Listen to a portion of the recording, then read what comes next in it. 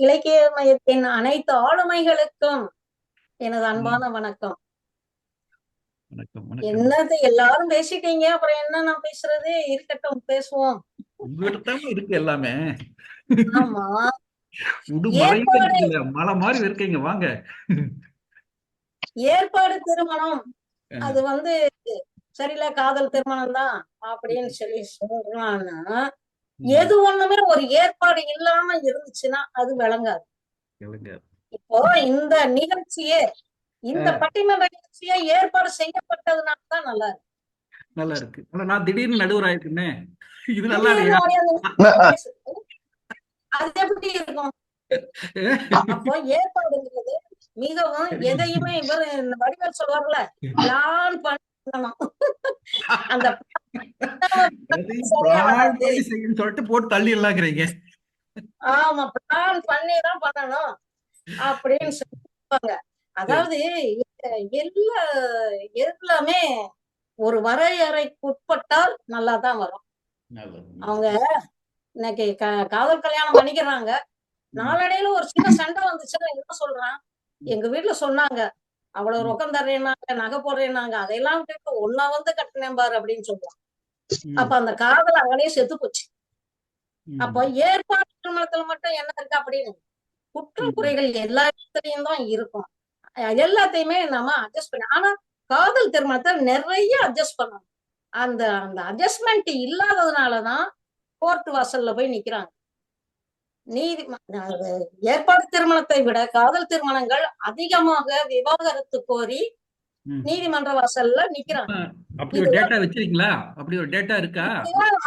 இப்ப உள்ள கணக்கு அதுதான். இல்லம்மா, எங்க நான் என்னன்னா சரி, ஏற்பாடு திருமணம் தான் 99% நடக்குது. காதல் திருமணம் 1% தான் நடக்குது. அந்த ஒரு ஆமா, சதவீதத்துல ஒண்ணு போனாலும் அதுமே நீங்க நகையே சரி வந்துட்ட சொல்லலாம். மாதிரி தெரிஞ்சுச்சு. நான் ஒண்ணும் இருக்கேன். இப்ப கல்யாணத்துக்கு முன்னாடி நம்ம ஆண் பெண்களை வந்து பெட்டின்னு சொல்லுவாங்க, ஆண்களை திரு அப்படின்னு சொல்லுவாங்க. திரு சேகர் அவர்கள், திரு அன்பழகன் அவர்கள் அப்படின்னு சொல்லுவாங்க. கல்யாணத்துக்கு அப்புறம் என்ன ஆகும்?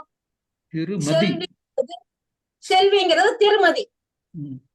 ஆண்களுக்கு திருங்கிறது திரு திருநாயிரம். தெருவாயிருது. திரு திருநாயிரம். திரு திருனே ஆயிடுமா? திரு திருன்னு முடிக்கிறதா? அப்புறம் இது காதல் திருமணத்திலயா ஏற்பாடு திருமணத்திலயாமா? எது பொதுவாவே திரு திரு திருமணம் திரு திருன்னு முழிக்கிறது. திரு திருன்னு முழிக்கிறது காதல் திருமணத்திலயா ஏற்பாடு திருமணத்திலயா? அதனாலதான் அவருக்கு திரு அப்படிங்கிறது திரு திருநாயிரம், இவங்க திருமதி ஆயிருது.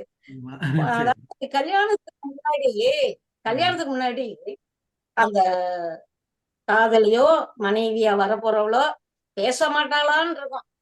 கல்யாணத்துக்கு அப்புறம் வாய மூட மாட்டாளான்னு இருக்கும். இந்த அதெல்லாம் எல்லாத்தையுமே சகிச்சுக்கிட்டு போகணும்.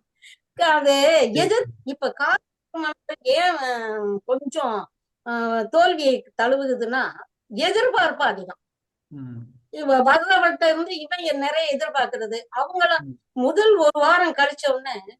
அவளுக்கு அவங்க அம்மா அப்பா ஞாபகம், உறவுகள் ஞாபகம் எல்லாம் வரும். அதாவது காதல் திருமணம் பெற்றோர்கள் சரின்னு சொல்லி அது ஏற்பாடு திருமணமா மாறி இருக்கு. ம். காதல் திருமணம்னா அவங்களா பண்ணிக்கிறதுங்கிறது தான் இங்க உள்ள ஒரு அர்த்தங்கிறது அப்படிதான் ஆகுது. அதுல வந்து இவன் எதிர்பார்க்கறது வேற, அவங்க எதிர்பார்க்கறது வேற. இதுல சலுப்புகள் இதுகள்லாம் அத சகிச்சு அமைதியா போனாதான் காதல் வெற்றி அடையும். இதுல முதல்ல ஏற்பாடு திருமணத்துல பாருங்க, முதல்ல பெண் பார்க்க போறது அது ஒரு கோலாகலமா எல்லாம் சேர்ந்து கிளம்பி இப்ப வண்டி பிடிச்சு அங்க போய் அங்க பார்த்து வச்சு அதெல்லாம் சரி அதையே முடிச்சிருவோம் அப்படின்ற ஒரு எண்ணம் வர்றப்ப நிச்சயதார்த்தம் அடுத்து. அந்த நிச்சயதார்த்தத்துல பாருங்க, சொந்த பந்தங்கள்லாம் கூப்பிட்டு கூப்பிட்டு அவங்கள செஞ்சு அவங்களுக்கு கூப்பிட்டு இவங்களை வரைச்சு எல்லாரையும், சித்தப்பா நீங்க காப்பி சாப்பிட்டீங்களா, நீங்க டிஃபன் சாப்பிட்டீங்க, இப்படி கேட்டு வச்சு ஒவ்வொரு உறவுகளையும் பேசி வச்சு அந்த உறவுகள் பலப்படும். அந்த மாதிரியில அந்த இதுல வந்து நமக்கு முதல்ல நிச்சயதான். அப்புறம் என்னைக்கு பத்திரிக்கை அடிக்க போலாம், நல்ல நாள் பார்க்கணும், அது பத்திரிக்கை வைக்கிறதுக்கு போறது வர்றது, இப்படி முதல்ல ஆரம்பத்தில இருந்தே கடைசி வரைக்கும் கோலாகலமா எதிர்பார்ப்போட நடக்கிறது தான் ஏற்பாடு. ஏற்பாடு திருமணம். இன்னொன்னு நம்மள குழந்தையில இருந்து வளர்த்து நமக்கு என்ன சட்டுப்பட்டா அழகா இருக்கும்னு பாக்குற அம்மாவுக்கு நமக்கு என்ன பொண்ணு, அவ ஒரு கனவு வச்சிருப்பா, அம்மா அப்பா ஒரு கனவு வச்சிருப்பாரு. சரி ஏதோ ஒன்னவாச்சும் நிறைவேத்தாம நீ பாட்டுக்கு குறுக்கல ஒரு ஓட்டத்தை ஓடுனா அத அவங்க அது நம்ம எங்க சுத்தி வந்தாலும் இப்பவும் ஜாதிங்கிறது ஒளிஞ்சிடும். எப்படின்னா இன்னைக்கு கம்யூனிட்டி சர்டிபிகேட் கேக்குறாங்க, ஜாதி சான்றிதழ் கேக்குறாங்க. ஆக ஜாதி ஒளிஞ்ச பிறகுதாங்க காதல் திருமணங்கிறது வெற்றியா தோல்வியான்னு பார்க்க முடியும். அதுக்கு முன்னாடி அது ஒண்ணுமே அதெல்லாம் வர்றதெல்லாம் இல்ல. நீ பத்திரிக்கை வச்சு அப்புறம் எல்லாரையும் வரவழைச்சு மண்டபம் பார்த்து இது செஞ்சு அங்கே போய் அந்த உறவினர் கூட்டம் அவங்களுக்கு செஞ்சு இவங்களை பார்த்து செஞ்சு சீர் செய்வாங்க. ஆனா அந்த காதல் கல்யாணத்துல எதுவுமே கிடைக்காது.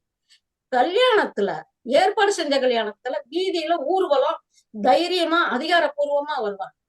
ஆனா இந்த காதல் பண்ணிக்கிட்டவங்க கல்யாணம் பண்ணிக்கிட்டு போயிட்டாலோ அந்த பொண்ணு ஓடி போயிருச்சு, இந்த மாதிரி ஒரு பட்டம் கொடுக்குறாங்க சமூகம். அப்ப அது ரொம்ப வருத்தப்படக்கூடியதுதான். அது ஆனா இதுல ஊர்வலமா வீதியிலே மாப்பிள்ளை அழைப்புன்னு அழகா வருவாங்க.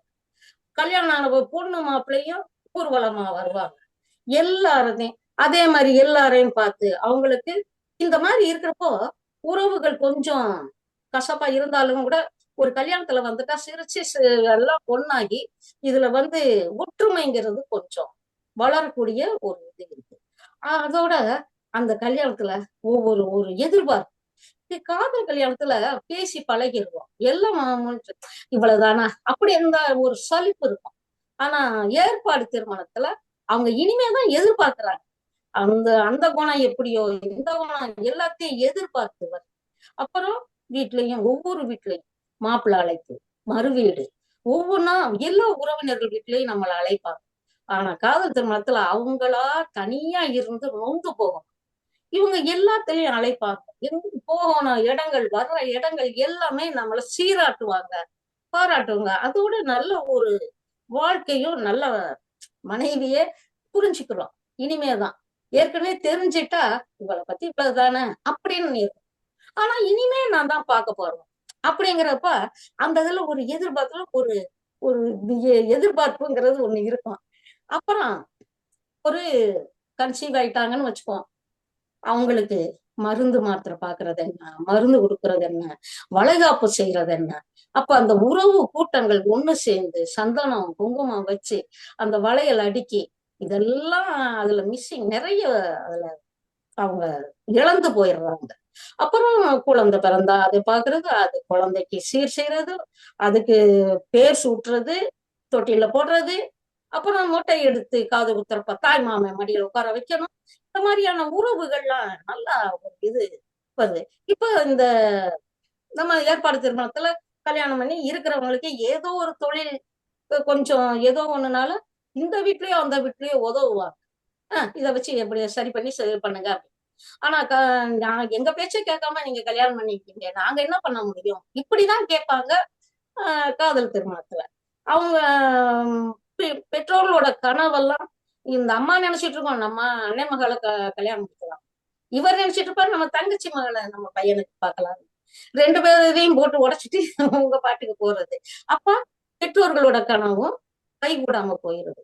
இன்னைக்கு வரைக்குமே கம்யூனிட்டி சர்டிபிகேட் கேட்கறதுக்கு இன்னும் எல்லா அரசாங்க விண்ணப்பங்கள்லயும் ஜாதி சான்றிதழ் கேட்கப்படுவதால் ஜாதி ஒழியவில்லை. ஜாதி என்னைக்கு ஒழியுதோ அன்றைக்கு காதல் திருமணங்கள் வெற்றியை அடையலாம். ஆனால் அதுக்கு முன்னால வெற்றி என்று சொல்ல போனா ஏற்பாடு திருமணம் தான்.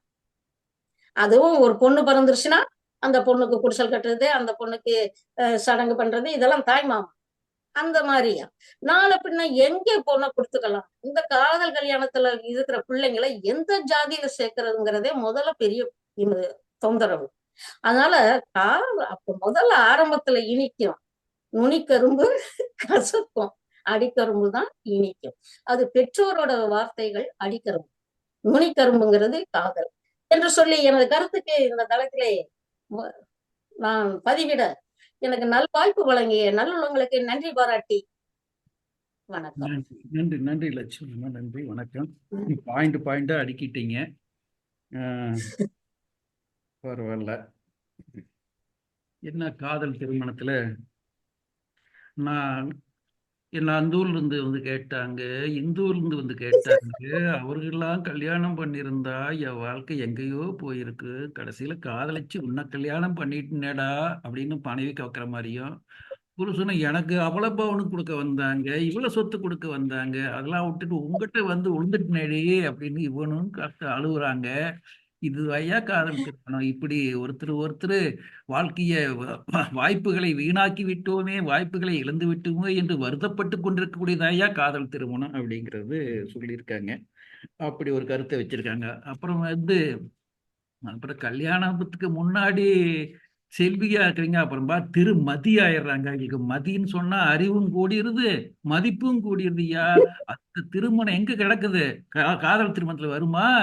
பாரு, எங்க ஏற்பாடு திருமணத்துலதான் திருமதி ஆவறாங்க அப்படின்னு இங்க சொல்றாங்க. எங்களுக்கெல்லாம் திருமதி கிடையாது, நீங்க செல்வியே தான் நாட்டுக்கு எப்பவுமே அப்படின்னு சொல்றாங்க. அடுத்தது பார்த்தா, காதல் வெற்றி அடைவது கடினங்க. காதல் எங்க வெற்றி அடையுது? வெற்றி அடைவது இல்லதான். காதல் வெற்றி அடைகிறது எத்தனை சதவீதம் கணக்கு போட்டா 1% தாண்டுமாங்கிறது சந்தேகம்தான். காதல் வெற்றி அடையணும்னா என்ன வேணும்? ஜாதி ஒழியணும் ஐயா. ஜாதி ஒழிஞ்சாதான் ஐயா காதல் வெற்றி பெறும். ஜாதி இருக்க வரைக்கும் எந்த காதல் வெற்றி பெறும் அப்படின்னு ஒரு கேள்விய புதுசா ஒண்ணு போட்டிருக்காங்க. அது அதுக்கு அதுக்கு பதில் என்ன சொல்லுவாங்க அவங்க? ஜாதி ஒழிஞ்சாதான் காதல் வெற்றி பெறும் அப்படின்னு அவங்க சொல்லுவாங்க. மாத்தி அப்படியே சொல்லுவாங்க. இந்த ஜாதி ஒழிவே மணக்குது. இதை காதல் திருமணம் பண்ணிக்கிட்டா, கலப்பு திருமணம் பண்ணிட்டா ஜாதி ஒழியும். அதை ஒழிக்க விடாம ஜாதியை கட்டி பிடிச்சிக்கிட்டு ஜாதியை கெட்டிப்படுத்திக்கிட்டே இருந்தீங்கன்னு சொன்னா எங்கய்யா ஜாதி ஒழியும்? அந்த ஜாதி ஒழியாத வரல அப்புறம் எங்க காதல் ஜொல்லும் அப்படின்னு சொல்லி, இந்த காதலுக்கு தடையா இருப்பதே ஜாதி தான். அந்த ஜாதியை ஒழிக்கிறது தான் காதல். அதுக்கு அந்த காதல ஜாதியால தான் ஜெயிக்காம இருக்குது, வெற்றி பெற முடியாம இருக்குது. நீங்க நல்லதுக்கு வரவேற்பு தராம ஒரு தீக்கு ஆதரவு கொடுத்துக்கிட்டு இருக்கிறீங்க. இந்த ஏற்பாடு திருமணங்கள்ல என்னன்னா ஜாதியை வளர்த்துக்கிட்டு இருக்கிறீங்க, ஜாதியை பாதுகாத்துக்கிட்டு இருக்கீங்க ஐயா அப்படின்னு சொல்லி சொல்லுவாங்கன்னு நான் சொல்ல வரேன். அப்படி சொல்லுவாங்க. ஆக காதல் ஒளிஞ்சால்தான் ஜாதி ஒழியுமா, ஜாதி ஒளிந்தால்தான் காதல் வெற்றி பெறுமாங்கிறது நாம இன்னும் அடுத்த பட்டிமன்றம் வைக்க வேண்டிய தலைப்பு பார்ப்போம். அப்படி ஒரு ஒரு ஒரு விஷயத்தை முன் வச்சிருக்காங்க. அப்புறம் ஒரு பட்டம் வருது பாருங்க. ஒரு பட்டம் ஓடி போயிட்டா, ஓடி போனவ அப்படின்னு சொல்லி இந்த பட்டம் கிடைக்குது பாருங்க. எவ்வளவு அஹ், மன வருத்தத்தை தரக்கூடிய ஒரு பட்டம். அப்படி ஒரு பட்டம் ஒரு பெண்ணுக்கு தேவையா? அதே சமயம் பாருங்க, கல்யாணத்துல ஏற்பாடு திருமணத்துல அப்படியே ஜம்முன்னு வராங்க பாருங்க ஊர்வலத்துல. வரவேற்பு நிகழ்ச்சி நடக்குது பாருங்க. அதுல ஊர்வலத்துல எப்படி மணமக்கள் வர்றாங்க, அப்படியே பாட்டு மோளம் தட்டிக்கிட்டு டும் டும் டும் டும் டும் தட்டிக்கிட்டு அது பாட்டு வேற ஒண்ணு பாடுவாங்க பாருங்க அருமையா. அந்த மாதிரி பாடிட்டுலாம் வரும்போது அது என்ன, அதுதான் திருமணத்துல மகிழ்ச்சி. சும்மா காதல் திருமணம் ஓடி போயிட்டு எங்கேயாவது இருக்கிறதுல என்ன மகிழ்ச்சி இருக்குது? யார் இருக்கிறாங்க கூட இருந்து மகிழ்ச்சியை கொண்டாடுறதுக்கு அப்படின்னு சொல்லி ஒரு போர்டு போட்டிருக்காங்க. அப்புறம் அப்புறம் என்ன, இந்த காதல் திருமணம் எல்லாம் இப்ப எல்லாம் ஏற்கனவே நல்லா பார்த்து பேசி புரிஞ்சு கல்யாணம் பண்ணிக்கனால வாழ்க்கை பூரா சலிப்பு தான் இருக்க போகுது. வேற என்ன இருக்க போகுது? சலிப்பு கிட்டக்கு போறீங்க. அது ஒன்றும் புதுசா ஒன்றும் தெரிஞ்சுக்கிறதுக்கு இல்லையா? அதான் எல்லாம் ஏற்கனவே பார்த்து தெரிஞ்சாச்சு. தெரிஞ்ச பிறகு அதுல என்ன இருக்க போகுது? தெரிஞ்ச இடத்துல ஒண்ணும் புதுசு இல்லை. ஒரு வாழ்க்கையில சுவாரஸ்யம் இல்லை, சலிப்பு தான் இருக்க போகுது. ஆனா பாருங்க, கல்யாணங்கிறது ஏற்பாடு திருமணத்துல ரெண்டு பேருக்கு ஒண்ணுமே தெரியாது, ஒருத்தரை பத்தி ஒருத்தர் தெரியாது. புத்தம் புதிய புத்தகமே நான் புரட்டி பார்க்கும் புலவங்கிற மாதிரி புரட்டி புரட்டி வாழ்க்கை பூரா படிச்சுக்கிட்டே இருக்கிற மாதிரி விஷயம் நிறைய இருக்குதேப்பா. அதனால ஏற்பாடு திருமணம் தான் சுவாரஸ்யம், மகிழ்ச்சி அப்படின்னு ஒரு பாயிண்ட் போட்டு போயிருக்காங்க. அப்புறம் ஏற்பாடு திருமணத்தில் ஆயிரம் உனக்க சுவாரஸ்யம் அப்படிலாம் பலவித கருத்துக்களை முன் வச்சு ஏற்பாட்டு திருமணமே இவ்வளவு இனிப்பா இருக்குதா, அதையே நம்ம ஆதரிக்கலாம் போல இருக்கு அப்படிங்கிற அளவுக்கு கொண்டு வந்திருக்காங்க. அடுத்ததாக இப்ப ரெண்டு தரப்புலையுமே எல்லாரும் பேசிட்டீங்க. மீண்டும் அணி தலைவர்கள் தொகுத்து சொல்லணும். அணித்தலைவர்கள் தொகுத்து சொல்றதுக்கு முன்னாடி இந்த நிகழ்ச்சியில பட்டிமன்றத்துல பேசாதவர்கள் யாரேனும் இருந்தால், ஏதேனும் கருத்து சொல்ல விரும்பினால், அதாவது ஏற்பாடு திருமணம் மகிழ்ச்சி தரக்கூடியதா, காதல் திருமணம் மகிழ்ச்சி தரக்கூடியதா அப்படிங்கிறத பத்தி ஏதாவது நல்ல கருத்துக்கள் சொல்வதற்கு யாராவது விரும்பினால், அந்த பட்டிமன்றத்தில் இல்லாதவர்கள் விரும்பினால் கருத்துக்களை சொல்லலாம். உங்கள் கருத்துக்களும் பதிவாகும், அதுவும் வீடியோவில் வரும். ஆகவே அந்த மாதிரி கருத்துக்கள் சொல்றதுக்கு ராஜேந்திரன் சொல்லி 2 ராஜேந்திரர்கள் இருக்காங்க. அப்புறம் ஏஎஸ் வந்திருக்காரு. ஆக இவங்க எல்லாம் இன்னும் இந்த பட்டிமன்றத்தில் பேசாதவர்கள் இருக்கக்கூடியவங்க பேசலாம். வாய்ப்புகள் வழங்குகிறோம். உங்கள் கருத்துக்களை சொல்லுங்கள். ஒரு நிமிடத்தில் சொல்ல முயற்சி பண்ணலாம். வாங்க, யார் வர்றீங்க? ராஜேந்திரன் வர்றீங்களா? பேசுறீங்களா? ஏஎஸ் ஐயா பேசுறீங்களா? சுப்பிரமணியம் ஐயா பேசுங்க. ஏற்பாடா காதலா எது மகிழ்ச்சி தரும் பேசுங்க. ஒவ்வொரு நிமிடம் பேசலாம்.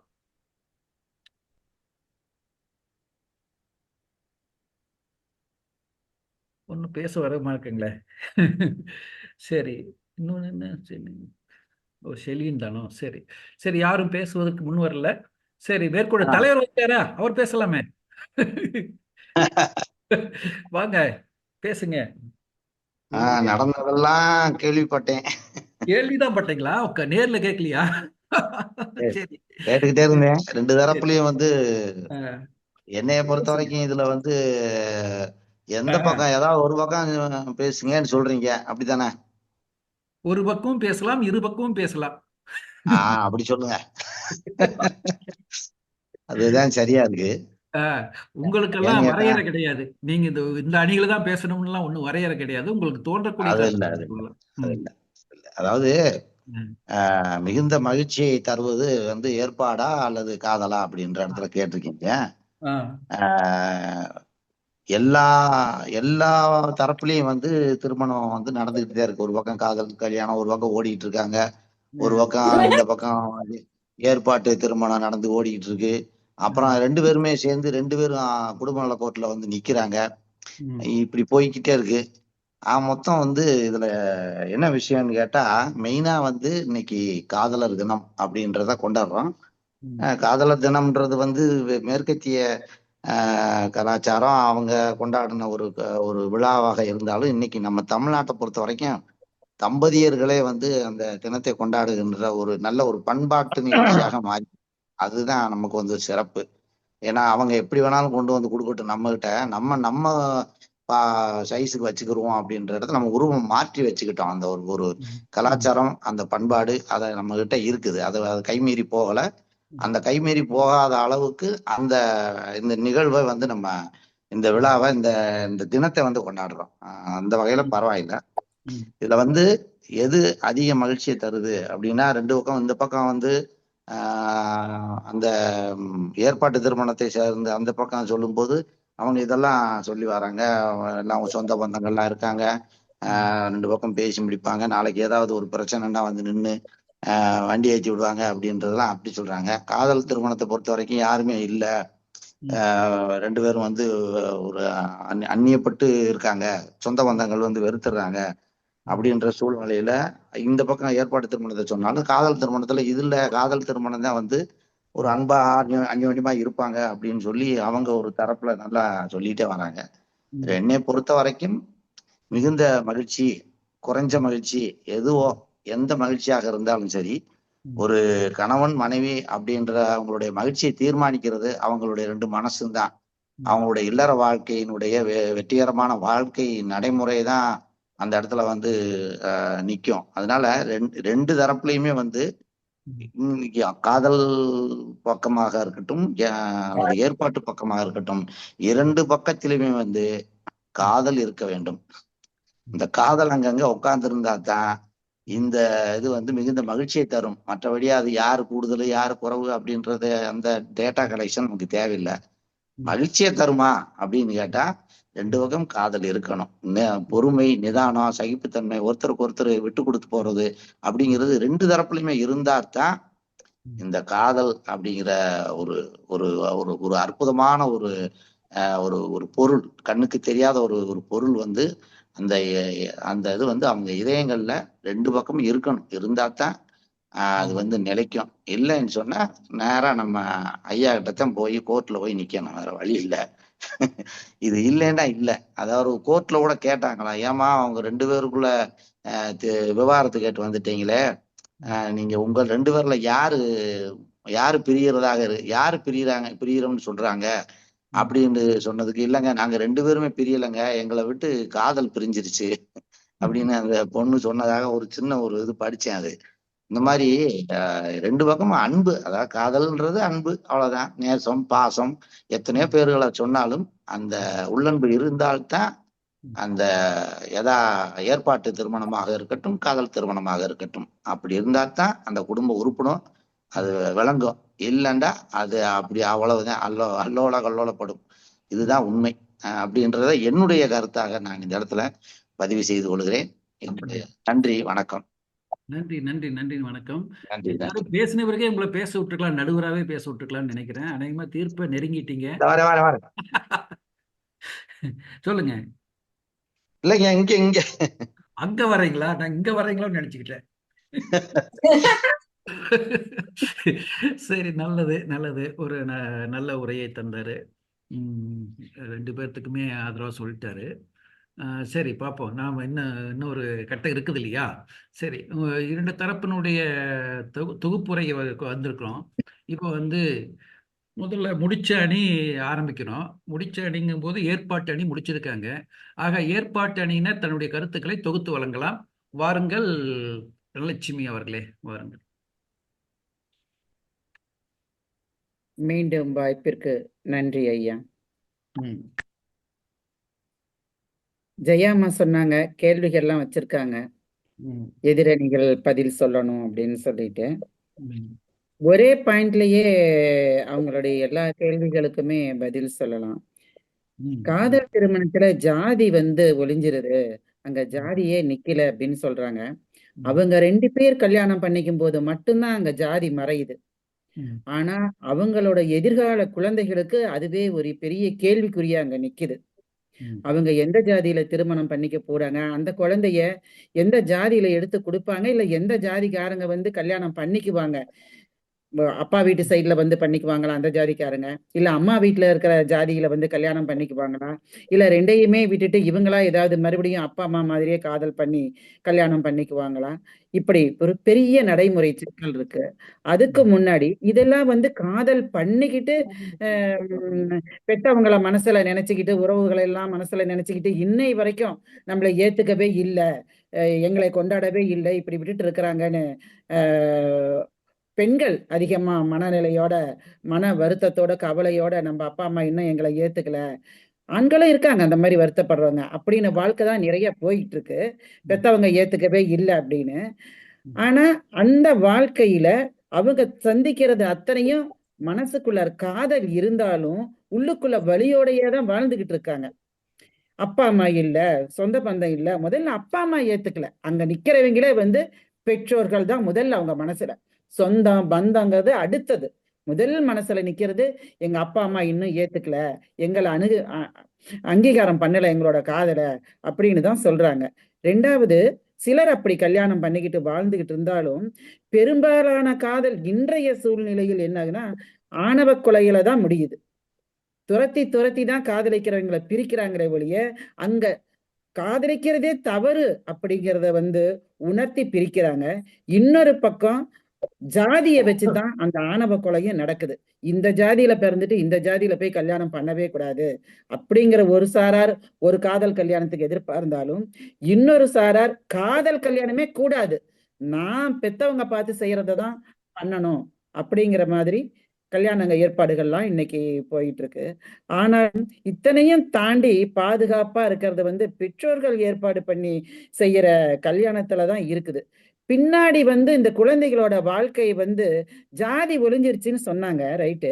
இந்த ஜாதியை பத்தி பேசும்போது நிறைய பேச வேண்டி உள்ளது. ஆனாலும் இன்னொரு பாயிண்ட மட்டும் நான் சொல்லி முடிச்சுக்கிறேன். ஜாதிய வேண்டாம், அதுல ஜாதி மறைஞ்சிருது அப்படின்னு சொல்லி கல்யாணம் பண்ணிக்கும் போது அந்த குழந்தைகள் சான்றிதழ் சர்டிபிகேட் வாங்கும்போது, கான்டாக்ட் சர்டிபிகேட் வாங்கும்போது என்ன சொல்றாங்க, கவர்மெண்ட்ல என்ன அவங்களுக்கு ஒரு அங்கீகாரம் கொடுத்திருக்கிறாங்க, அப்பாவை சேர்ந்த ஜாதியை எடுத்துக்கொள்ளலாம், அம்மாவை சார்ந்த ஜாதியை எடுத்துக்கொள்ளலாம், அது பெற்றோர்கள் முடிவு பண்ணி அந்த குழந்தைக்கு எந்த ஜாதியில் சேர்க்க வேண்டுமோ அப்படித்தான். அங்கு ஜாதி கட்டாயமாக திணிக்கப்படுகிறது. அங்கு ஜாதி ஒன்றும் இலவசமாக போய் உட்காரவில்லை.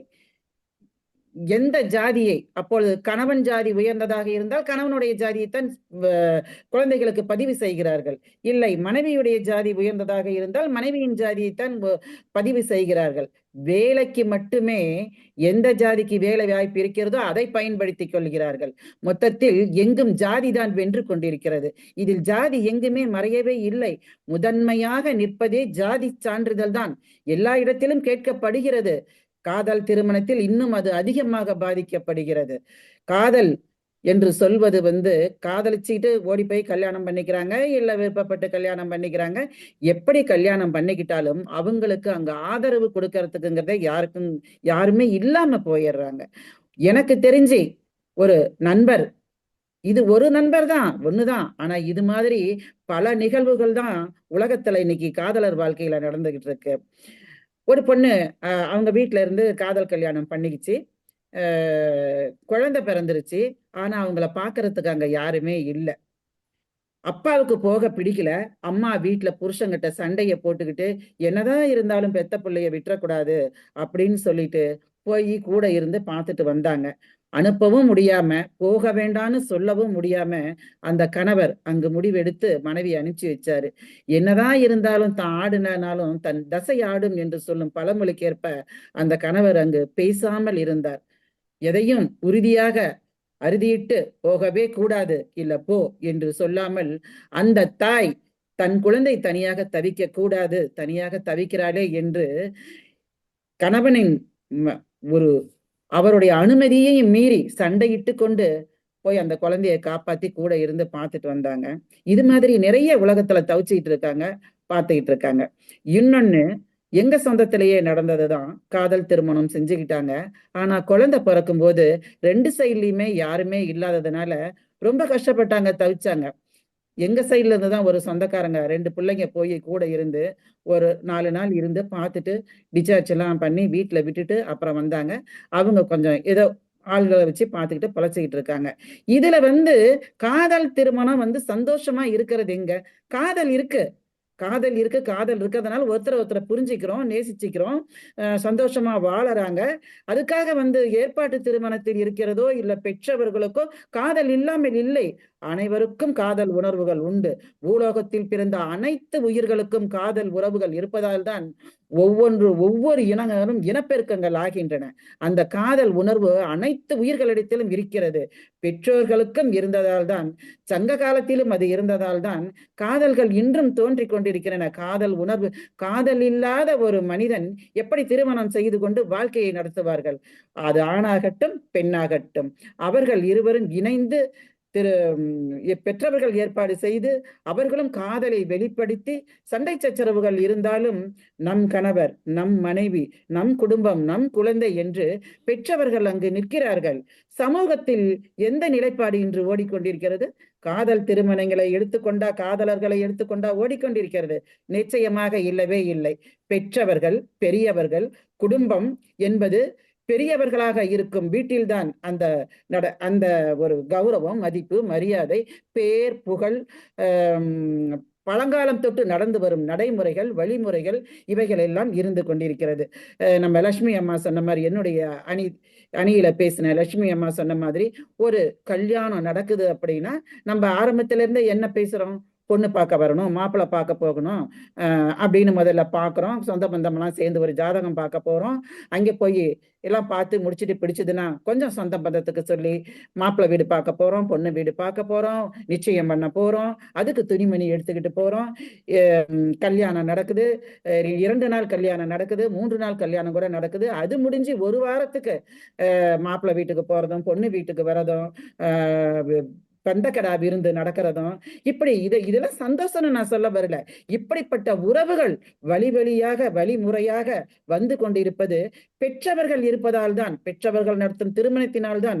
பெற்றவர்கள் தான் சமூகத்தில் ஏற்பாட்டு திருமணங்கள் என்று கூறி பெற்றவர்கள் தலை தோங்கி தலை நிமிர்ந்து நிற்பது. ஓடி போய் ஒரு பொண்ணு கல்யாணம் பண்ணிக்கிச்சுன்னா என்ன சொல்லுவாங்க? கண்டுக்காம விட்டுருவாங்க. இல்ல சிலர் கூட்டி ஆதரிக்கிறாங்க. இதெல்லாம் நடந்துகிட்டு தான் இருக்கு. அது நம்ம இல்லைன்னு சொல்ல முடியாது. கூப்பிட்டு ஆதரிக்கும் போது கூட அதுல ஒரு வலி மிகுந்தே தான் இருக்கும். திருமணம் செய்து கொண்ட ஜோடிகளுக்கும் சரி, அந்த குழந்தைகளை பெற்ற என்னதான் பிள்ளைகளை விட்டுறக்கூடாது அப்படின்னு கூப்பிட்டு ஆதரிக்கிற பெற்றவர்களாக இருந்தாலும் அவர்களுக்கும் இந்த குழந்தைங்களுக்கு ஒரு நல்ல கல்யாணத்தை செஞ்சு பார்க்க முடியல, ஒரு சீமந்தம் செஞ்சு பார்க்க முடியல, இல்ல நம்ம மனசுக்கு ஏத்த மாதிரி கொடுத்து வாழ்க்கைய அமைச்சு வைக்க முடியல அப்படின்னு தான் அந்த பெற்றோர்கள் வழியோடு இருக்கிறார்களே ஒழிய ஒன்றாக இருக்கலாம். ஆனால் பெற்றவர்கள் என்று வரும்போது, ஏற்பாட்டு திருமணம் என்று கூறும் பொழுது அங்கு ஒரு பெரியவர்கள் பெற்றவர்கள் தான் சமுதாயத்தில் தலை நிமிர்ந்து நிற்பவர்களாக இருக்கிறார்களே ஒழிய இன்னும் நிறைய கூறிக்கொண்டு போகலாம்.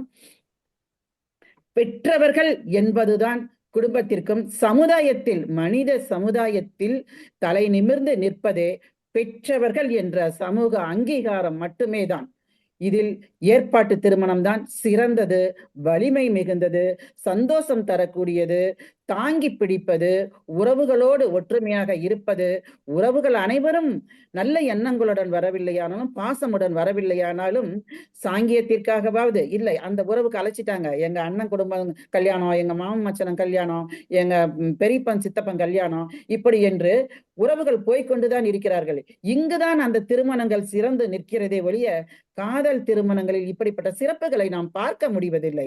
சிறப்புகளும் பண்பாடுகளும் வழிமுறைகளும் காதல் திருமணத்தை விட பெற்றோர்கள் ஏற்பாடு செய்யும் திருமணமே சிறந்தது என்றும் பெற்றவர்களை சிறந்தவர்கள் என்றும் என் வாதத்தை கூறி முடிக்கிறேன். கூற இன்னும் நிறைய இருக்கிறது, போதும் என்று நேரத்தை முடித்துக் கொள்கிறேன். மறுவாய்ப்பிற்கு நன்றி.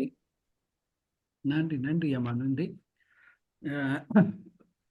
ஏற்பாட்டு அணியினுடைய கருத்துக்களை எல்லாம் தொகுத்து வழங்கியிருக்கார்கள். சரி, நாம் இறுதியாக பேசும்போதே இதை பற்றி பேசிடலாம். இப்போ காதல் அணியுடைய தலைவர், அணித்தலைவர் திரு பிரபு அவர்களை அழைக்கின்றேன்.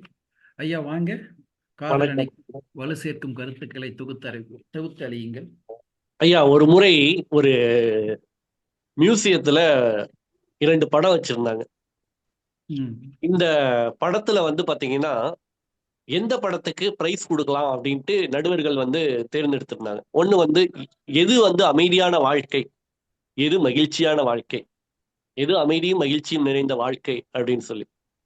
நிறைய பறவைகள் வானத்தில் பறக்கின்றன, அது மரங்களிலே பறக்கின்றன, உட்காருகின்றன, அது மாதிரியான ஒரு படம்.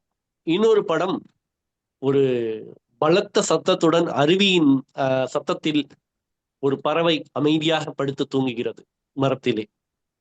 இதிலே கொடுக்கப்பட்ட பரிசு எதுவென்றால், அருவியின் பக்கத்தில் பலத்த சத்தத்திற்கு அருகிலே ஒரு பறவை அமைதியாக படுத்து தூங்குகிறது. அந்த படத்திற்கு தான் பரிசு கொடுத்தார்கள். வாழ்க்கையில இன்ப துன்பங்கள் வரும். துன்பமே இல்லாத வாழ்க்கை அப்படிங்கிறது இல்லவே இல்லைங்கய்யா. அந்த துன்பத்தின் மத்தியிலையும் மகிழ்ச்சியா வாழ்றான் பாருங்க, அவன் தாங்கய்யா காதல் திருமணம் பண்ணவன். அதாவது நீங்க எல்லாருமே சொன்னாங்க, ஏற்பாட்டு திருமணம் எல்லாம் சொந்த பந்தங்க கூடி மேரேஜ் என்றால் வெறும் வார்த்தை அல்ல, மீனாட்சி சுந்தரேசா அப்படின்லாம் பாட்டெல்லாம் பாடலாம், 4 நாளைக்கு பாடலாம். 1 மாசத்துக்கு அந்த மகிழ்ச்சி இருக்கும், 3 மாசத்துக்கு அந்த மகிழ்ச்சி இருக்கும். 4வது மாசத்துல பெற்றோர்களால் பார்த்து திருமணம் செய்து வைக்கப்பட்ட அந்த மணமகள் வீட்டிற்கு செல்லும் போது அந்த மணமகளின் ஒரு குழந்தை பாக்கியம் இல்லை என்ற அந்த நேரத்தில் கூட அந்த பெற்றோர்கள் கேள்வி கேட்பார்கள் இல்லையா? அந்த கேள்வியை தாங்கிக் கொள்பவள் மணமகளாக மட்டும்தான் இருக்க முடியும் அந்த இடத்துல. மணமகன் அந்த இடத்துக்கு சப்போர்ட்டுக்கு வருவானான்னா வரமாட்டான். ஆனா காதல் திருமணத்துல ஊரெல்லாம் என்ன பேசினான்னு என்ன, நான் கூட இருக்கேன் அப்படின்ட்டு சப்போர்ட்டுக்கு வர அந்த ஒரு உயிர் தான் அந்த பெண்ணுக்கு தேவை. நம்ம ஊரெல்லாம் கூடி கல்யாணம் பண்ணி அந்த விருந்தெல்லாம் சாப்பிட்டு எதுக்காக? அந்த கணவனும் மனைவியும் மகிழ்ச்சியா வாழ்றதுக்காக தான். நம்ம பெற்றோர்கள் எல்லாம் கூடி திருமணம் பண்ணி அந்த கணவனும் மகிழ்ச்சியா வாழ்றாங்களா, கணவனும் மனைவியும் மகிழ்ச்சியா வாழ்றாங்களாங்கிறத உங்களால உறுதி செய்ய முடியுமாங்க ஐயா? இல்ல. ஏன்னா எத்தனையோ குடும்பங்கள்ல அந்த பேச்சுக்கள் ஏச்சுக்கள் இருக்குது. வரதட்சணை கொடுமை, எத்தனை பெற்றோர்களால் மனம் முடிக்கப்பட்ட, இப்போது கூட சில நாட்களுக்கு முன்னாடி நமது யாவரும் கேளீர் அந்த அரங்கத்துல நம்ம தேடல் மையத்தின் தலைவரும் நமது குழுவின் தலைவருமான திரு திராவிடமணி ஐயா அவர்கள் அதை பத்தி நிறைய கருத்துக்களை சொன்னாங்க ஒரு பல நாட்களுக்கு முன்னாடி வந்த பேச்சரங்கத்துல. இந்த வரதட்சணை கொடுமையினால எத்தனை பெண்கள் வந்து தன்னுடைய உயிரை மாய்க்க வேண்டி இருந்தது அப்படின்னு. இது காதல் திருமணத்துல நடக்குமா? நடக்காது. சொல்றாங்க அதாவது கார்ல போறவனுக்கு தான் காதல். அதையும் தாண்டி என்னுடைய அணியில ஒரு அம்மா பாட்டு பாடினாங்க. இளமையிலே காதல் வரும் எதுவரைக்கும் கூட வரும், முழுமை பெற்ற காதல் என்றால் முதுமை வரை கூட வரும் என்றாங்க. நம்ம காதல்ல முழுமை பெற்ற காதல்ல தான் நம்ம பார்க்கணும். ஏனோதானு காதல் செய்து அது அதாவது இந்த அம்பளைக்கும் பொம்பளைக்கும் அவசரம் இத காதல்னு சொல்லுறாங்க அனைவரும் அப்படிங்கிற மாதிரியான காதலை நம்ம பார்க்காம முழுமையான காதல், ஒரு நல்ல காதல் அப்படிங்கிறது கடைசி வரைக்குமே உன்னோட குடும்பத்துல எதிர்ப்பு வந்தாலும் சரி, என்னோட குடும்பத்துல எதிர்ப்பு வந்தாலும் சரி, சமுதாயம் நம்மளை எதிர்த்தாலும் சரி, ஜாதி மதத்தை சொல்லி நம்மளை தூற்றுனாலும் சரி, நான் உனக்கு இருக்கேன், நீ எனக்கு இருக்க. அந்த அந்த உள்ளுணர்வு எங்க வரும்? காதல் திருமணத்துலதான் வரும். நிச்சயிக்கப்பட்ட திருமணத்துல வருமா அப்படின்னா வரும். 100% வரும். எல்லாருக்கும் வருமானா இல்லை. பல பெண்கள் வந்து அந்த ஏதோ வந்துட்டோம் அப்படிங்கிறதுக்காக வாழக்கூடிய பெண்களும் இருக்கிறார்கள். சிலர் வந்து இந்த வாழ்க்கையை எனக்கு வேணாண்டான்னு போறவங்களும் இருக்கிறாங்க. காதல் திருமணத்துல போகலையானா போறாங்க. அது வந்து புரிதல் இல்லாத வாழ்க்கை. புரிதலோட வாழக்கூடிய காதல் திருமணம் செய்த எந்த தம்பதியினரும் பிரிந்து செல்வதில்லை. ஆகவே காதல் திருமணம் என்பது ஒரு புரிதலோட கூடிய திருமணமாக இருக்கிறது. நாளைக்கு சமுதாயத்துல வந்து உன்னை யார் ஏசினாலும் என்னை யார் ஏசினாலும் நான் உனக்காக இருக்கேன் அப்படிங்கிற அந்த புரிதலோட கூடிய திருமணம் தான் காதல் திருமணம். ஆகவே காதல் திருமணம் செய்தவர்கள் தான் அந்த எப்படி அருவிக்கு அருகிலே பலத்த சத்தத்துடன் கூடிய அந்த சத்தம் இருந்தாலும் நான் எனக்கு இருக்கேன், நான் உனக்கு இருக்கேன், நீ எனக்கு இருக்கேன்னு அந்த குருவிகள் வந்து அன்போடையும் மகிழ்ச்சியோடையும் வாழுதோ. எவ்வளவுதான் இந்த உலகம் வந்து பாத்தீங்கன்னா துன்பமும் துயரமும் நிறைந்த உலகம் அப்படின்னு சொல்றோம். அந்த உலகத்திலையும் ஒரு தம்பதியினர் வந்து நிம்மதியா வாழ்றாங்க அப்படின்னா அது காதல் திருமணத்துல நடக்க முடியும். அதாவது அந்த காலத்துல வந்து பாத்தீங்கன்னா சொந்த பந்தங்களுக்குள்ளாரே வந்து அதாவது நெருங்கிய ஊர்களுக்குள்ளாரே தான் வந்து நிச்சயிக்கப்பட்ட திருமணங்கள் அப்படிங்கிறது நடந்தது. அந்த காலத்துல அது ஓகே. இப்போ நாமக்கல் இருக்கோம்னா நாமக்கல் சேலத்தை தாண்டி பொண்ணு பார்க்க மாட்டாங்க. இப்போ அப்படி இல்லை. நம்மளுடைய படிப்பு அந்தஸ்து எல்லாம் பார்த்து நாமக்கல்ல இருக்கவங்களுக்கு சென்னையிலயோ பெங்களூர்லயோ ஹைதராபாத்லயோ ஏன் பூனேல இருந்து கூட பொண்ணு பார்த்து கல்யாணம் பண்றாங்க, மாப்பிள்ளை பார்த்து கல்யாணம் பண்றாங்க. இந்த மாதிரி நேரத்துல இந்த ஏற்பாட்டு திருமணம் எப்படி இருவருக்கும் ஒரு ஆஹ் சமாதானமான ஒரு புரிதலான ஒரு திருமணமாக அமையும் என்பதுதான் என்னுடைய கேள்வி. அதாவது என்னன்னா அந்த காலத்துல வந்து ஏற்பாட்டு திருமணம் அப்படிங்கிறது பக்கத்துல இருந்ததுனால சொந்த பந்தங்கள் எல்லாருக்கும் அறிமுகமானவர்களா இருப்பாங்க. அப்போ நீங்க சொல்ற அந்த சொந்த பந்தங்கள் அந்த புரிதல் வந்து கணவன் மனைவிக்குள்ளாரையும் வந்து அது கடைசி வரைக்கும் நீடித்து நிலைக்குது. ஆனா இந்த காலத்துல இருக்கக்கூடிய ஏற்பாட்டு திருமணங்கள் அப்படியா நடக்குது? உன்னுடைய அந்தஸ்து என்ன, என்னுடைய அந்தஸ்து என்ன, ஒரே ஜாதியிலே இருந்துகிட்டோம் பொண்ணுக்கு மாப்பிள்ளை கிடைக்காதவங்களும் மாப்பிள்ளைக்கு பொண்ணு கிடைக்காதவங்களும் இந்த காலத்துலயும் ஏகப்பட்ட பேரு நாங்க நேரடியா பார்த்துக்கிட்டு தான் இருக்கிறோம். அப்படி நடக்குதா இல்லைங்களாங்க ஐயா? நடக்குது. அதுக்கு காரணம் என்ன அப்படின்னா நம்மளுடைய அந்தஸ்து, அவர்களுடைய அந்தஸ்து தான், பணம் அதுதான் முதலிடம் பெறுதே ஒழிய ஜாதி மதங்கள் எல்லாம் இரண்டாவதா போயிருது. அப்போ காதல் திருமணத்துல அதுவும் முழுமை பெற்ற நல்ல காதல் திருமணத்துல ஜாதியும் இல்லை மதமும் இல்லை. நீ என்ன பிரச்சனை வந்தா என்ன, உனக்கு நான் இருக்கேன், எனக்கு நீ இருக்க. நாளைக்கு நம்மளோட குழந்தைகளுக்கு அது அவங்களோட பிரச்சனை. ஏன் ஜாதியே இல்லைன்னு சர்டிபிகேட் வாங்குறாங்க, இல்ல அப்பா பேர்ல வாங்குறாங்க, அம்மா பேர்ல வாங்குறாங்க, அது அவங்களுடைய பிரச்சனை. ஆனா அந்த இரு மனங்கள் மகிழ்ச்சியா இருக்குதா, அதுதான் உண்மையான காதல் என்பதை என்னுடைய இறுதி வாதமாக கூறிக்கொண்டு வாய்ப்பளித்தமைக்கு நன்றி கூறி விடைபெறுகிறேன். நன்றி ஐயா. நன்றி நன்றி நன்றி பிரபு ஐயா. பிரபு நன்றி. கடைசியா காதலை பத்தி அவர் பேசும்போது காதல் அணியே ஜெயிச்சிட்ட மாதிரி தோண ஆரம்பிச்சிடுச்சு. அப்படி வலுவான கருத்துக்களை எல்லாம் முன்வைத்திருக்காரு. ஆனா என்ன இப்போ ஒரு கடினமான நிலைன்னா வரவே இல்லை. வைதேகி காத்திருந்தாங்கிற மாதிரி ஆயிப்போச்சு எனக்கு. வைதேகி பார்த்து பார்த்து காத்திருந்து கண்ணு பூத்து போச்சு மாதிரி அங்க வரவே மாதிரி முயற்சி எடுக்கலையா, வர முடியலையே தெரியல. அதனால வேற வழி இல்லாம நடுவர் பொறுப்பை நானே செய்ய வேண்டியதா இருக்கு. ஆனா என்னன்னா நான் இந்த தலைப்புக்கு எந்த விதமான முன் யோசனையும் பண்ணவே இல்லை. ஏன்னா நமக்கு அந்த வேலை இல்லைன்னு நினச்சிக்கிட்டு நான் இருந்துட்டேன். அதனால இப்ப வந்து இருதரப்பும் பேசுகின்ற போது கருத்துக்களை பார்க்க வேண்டியதா இருந்தது. எனக்கு இன்னும் கூட சரியான முடிவுக்கு வந்து விட்டேனாங்கிறதே எனக்கே தெரியல. அப்படித்தான் நிலைமை. இடையில திராவிடமணி அவர்கள் பேசும்போது ஒரு முடிவே சொல்லிட்ட மாதிரி தான் எனக்கு தோணுச்சு. அந்த அளவுக்கு அவர்களுடைய பேச்சு அமைந்திருந்தது. இப்போ ரெண்டு தரப்பிலும் சொல்லப்பட்ட கருத்துக்களை நானும் ஒரு முறை தொகுத்து சொல்லி முடிவுக்கு போறதை பத்தி யோசிக்கலாம்னு நினைக்கிறேன். இப்போ வந்து நம்முடைய முப்பாட்டனா ஏதோ ஒரு பாட்டன், 2000 வருஷத்துக்கு முன்னாடி வந்த பாட்டன் யாரு? திருவள்ளுவர். திருவள்ளுவர் எப்படி அவருடைய நூலைத்தான், நம்ம திருக்குறளைத்தான் நம்ம வந்து வழி வழியா நம்ம எப்பவுமே கொண்டாடிக்கிட்டு இருக்கோம். நம்ம தான் இதை உலக பொதுமறைன்னு சொல்லிக்கிட்டு இருக்கிறோம். அப்படிப்பட்ட திருவள்ளுவர் எழுதிய திருக்குறளை எடுத்து பார்க்கின்ற போதே அறம் பொருள் இன்பம்னு ஒரு பகுதியே வச்சிருக்கார். அந்த இன்பத்துல காதலை பத்தி எவ்வளவோ கதைகள் சொல்லியிருக்கார். அந்த காதல் கதைகள் எல்லாம் நீங்க படிச்சிருப்பீங்கன்னு நினைக்கிறேன். ஆக நம்முடைய தமிழருடைய பண்பாடு அதுதானே. காதலும் வீரமும் தமிழர் பண்பாடு அப்படின்னு நெஞ்ச நிமித்தி நாம சொல்லிட்டு இருக்கோம்ல. ஆக காதல் நம்மளோட பிறந்தது. என்ன மேற்கத்திய கலாச்சாரம். காதல் ஒன்றும் மேற்கத்திய கலாச்சாரம். அங்கே விழா எடுத்து கொண்டாடுறாங்க, நம்ம விழா எடுத்து கொண்டாடாம இருக்கோம். ஆனா காதல் இல்லாம இல்லை. தமிழருடைய வாழ்க்கையில் காதல் எப்போதும் இருக்கு. ஆக காதல் நம்ம காதல ஏற்பாட்டு அணியுடைய தலைவி கூட கடைசியில் வந்து காதல் உணர்வு எல்லோருக்கும் இருக்கு, காதல் இல்லாமல் இப்படி வாழ்க்கை இருக்கும், காதல் தான் எல்லாத்துக்கும் காரணம் அப்படிங்கிற மாதிரி உலக உயிரினர்கள் தோன்றுவதே காதல் தானே.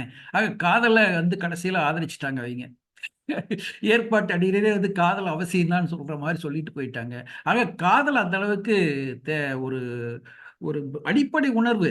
காதல் என்பது ஒரு அடிப்படை உணர்வு, மனித உணர்வு, மானுட உணர்வு. அது வந்து ஏதோ புதுசா இறக்குமதி பண்ணிக்கிற விஷயம் இல்லை. அது மனிதரோடு உடன் பிறந்த உணர்வு. அந்த காதலுக்கு வழி இல்லைங்கிறதா நம்ம நாட்டில் இருக்கக்கூடிய பிரச்சனை. காதலிக்க முடியல, காதலுக்கு ஆதரவு இல்லை. காதலை பத்தி இலக்கியங்கள் எவ்வளவோ பேசிக்கிட்டு இருக்கு. ஆனா அது எவ்வளவுதான் பேசினாலும் நடைமுறை என்று வருகின்ற போது காதலுக்கு ஆதரவு தரக்கூடியவர்கள் என்பவர்கள் வந்து ரொம்ப கம்மியா இருக்காங்க.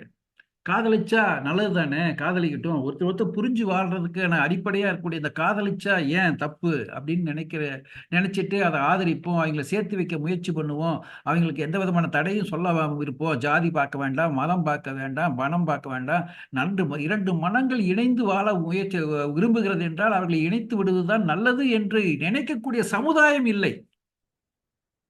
காதல் நல்லது, காதல் வாழ வேண்டியது, காதல் ஆதரிக்கப்பட வேண்டியது என்பது நல்லது. ஆனா ஆதரிக்கக்கூடிய சமுதாயம் இல்லை. அதுதான் நம்ம பிரச்சனை. நம்ம பிரச்சனை வந்து காதல் சரியில்லையா தப்பாங்கிறது அல்ல. ஆனா அப்படிப்பட்ட பிரச்சனைகள் தான் இப்ப என்ன. நமக்கு என்னன்னா காதலுக்கு ஜாதி தடையா நிக்குது, பணம் தடையா நிக்குது, மதம் தடையா நிக்குது. அவ வந்து நம்ம ஜாதி இல்லைன்னு நினைக்கிற, நம்ம ஜாதி இல்லை, நம்ம ஆள் இல்லை, அதனால எப்படி அவங்கள விடுறது அப்படின்னு சொல்லி இந்த ஜாதிகளும் மதங்களும் கட்டி போடுகிறது, காதலுக்கு விலங்கிட்டு கொண்டிருக்கிறது. அதுதான் பிரச்சனையே தவிர உண்மையான பிரச்சனை அதுதான். நம்ம பிரச்சனையை வேற மாதிரி பார்த்துட்டு இருக்கோம். ஏதோ காதல் வந்து ரொம்ப கெட்டது, அது வந்து நம்ம ஜாதியை தான் வளர்த்தணும் அப்படிங்கிற மாதிரி நம்ம ஒரு தலைகளாக பார்த்துக்கிட்டு இருக்கிறோம், தலைகளா நினைச்சுக்கிட்டு இருக்கிறோம். ஏன்னா வேற வழி இல்லை, அப்படிப்பட்ட சூழல்ல வாழ்ந்துகிட்டு இருக்கிறோம். ஆக காதலிச்சு வாழ்வதற்கான வழிவகை இல்லையே. அதை உடைத்து எரிந்து காதல் திருமணம் எங்கும் நடக்கின்றது போல, காதல் எங்கும் வெல்வது போல நாம் ஒரு சமுதாய சூழலுக்கு வர முடியவில்லை என்பதுதான் நம்முடைய வருத்தப்பட வேண்டிய விஷயமா இருக்கு. தவிர காதல் திருமணம் மகிழ்ச்சி தராதுன்னு நாம் நினைக்கவே முடியாது. ஏன்னா ரெண்டு பேரும் சேர்ந்து ஒருத்தருக்கு ஒருத்தர் புரிந்து வாழ்கிறார். சலிச்சு போயிற வாழ்க்கை அப்படின்னு சொல்றாங்க நம்முடைய ஏற்பாட்டு அணியினர்.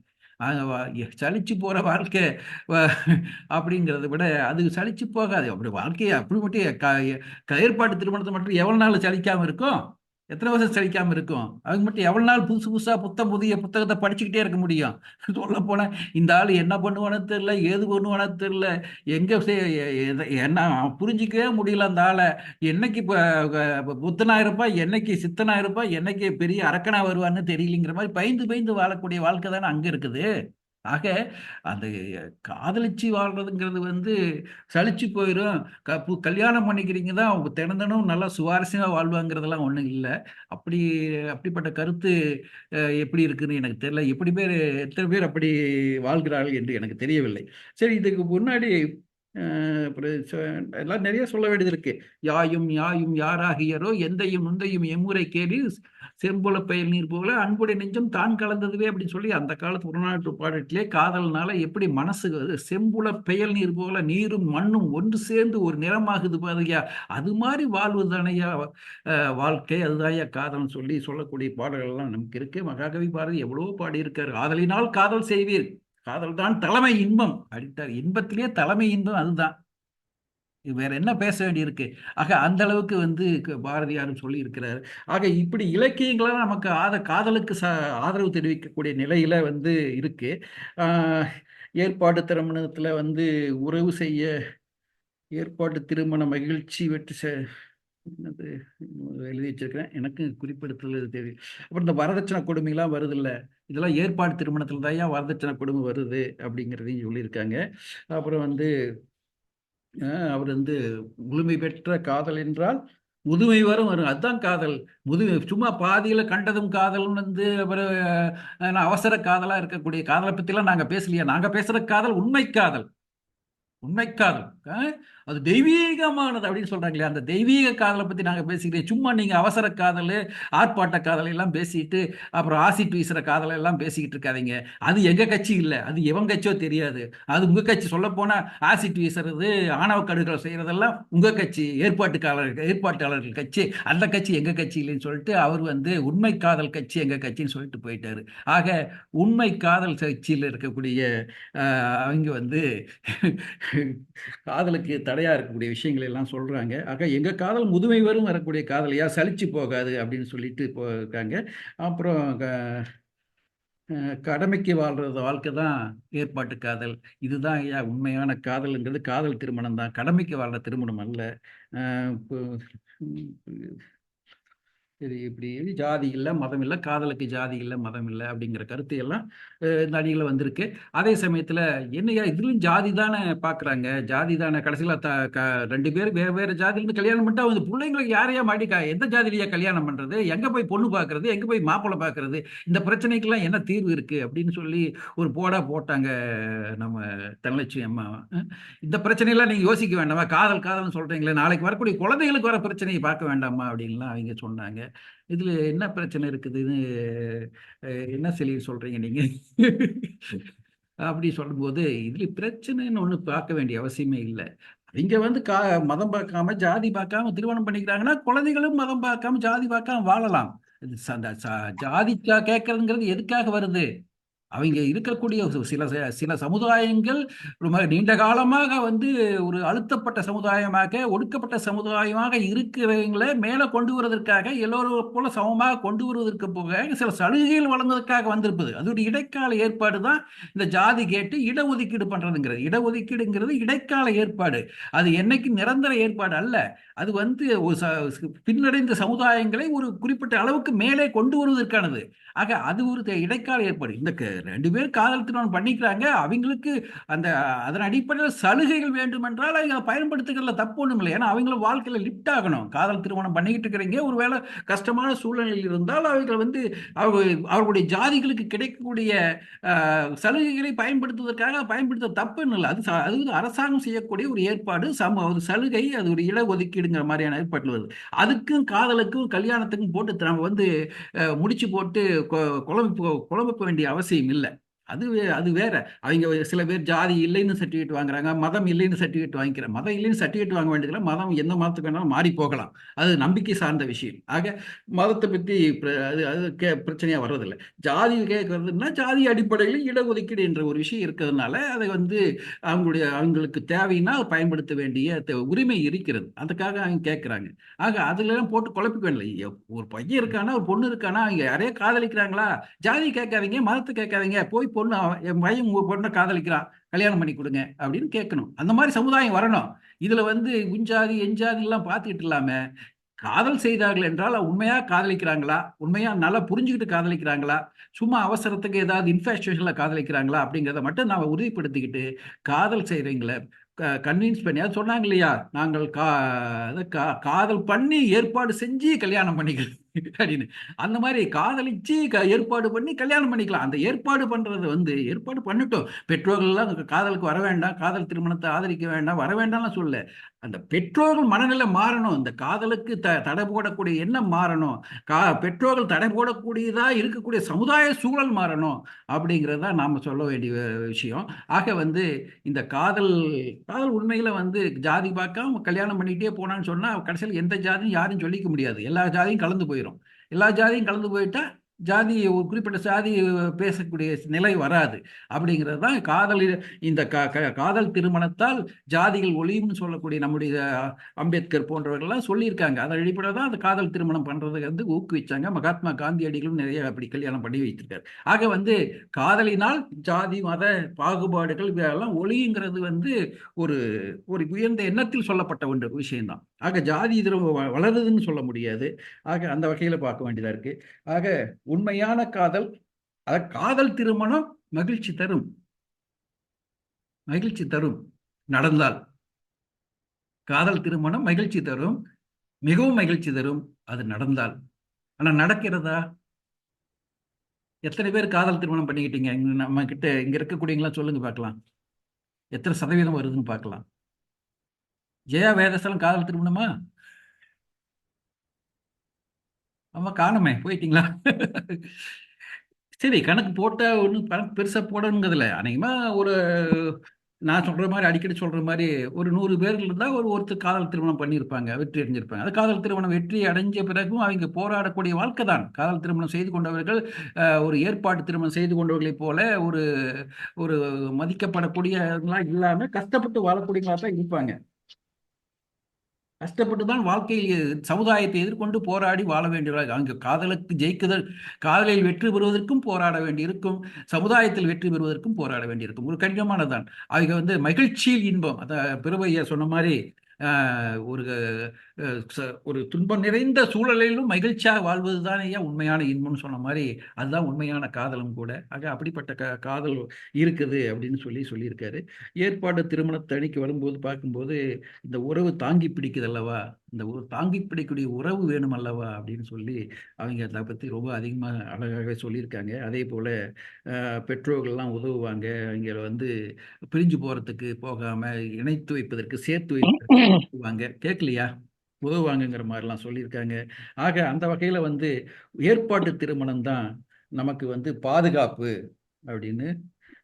பாதுகாப்பா வாழ்வது அவசியமா, இப்படி பயந்து வாழ்க்கையில் சமுதாயத்தில் போராடியே வாழ்வது அவசியமா அப்படிங்கிற மாதிரி கேள்விகளுக்கெல்லாம் ஒரு வழிவகை செஞ்சிருக்காங்க. ஆக நம்ம என்ன சொல்றோம்னா, நம்ம நாட்டில் என்னை பொறுத்தவரை நான் சொல்ல விரும்புவது, சொன்ன மாதிரி தனலட்சுமி சொன்ன மாதிரி காதல் உணர்வு எல்லாத்துக்கும் அடிப்படையானது. காதல் இல்லாம யாரும் இல்லை. அந்த காதல் என்பது நம்ம வேற வார்த்தையில் சொன்னா அன்பு, அவ்வளவுதான். அது ஒரு அன்பு, அது ஒரு உறவுக்கான அன்பு. அது உறவு என்னன்னா ஒரு ஆணும் பெண்ணும் சேர்ந்து வாழ்வதற்கான உறவுக்கு பேரு நம்ம காதல்னு வச்சிருக்கிறோம். மொத்தத்தில் அது ஒரு அன்பு தான். ஆக அன்பில்லாத உயிரினங்கள் வாழ்வதற்கு இல்லை.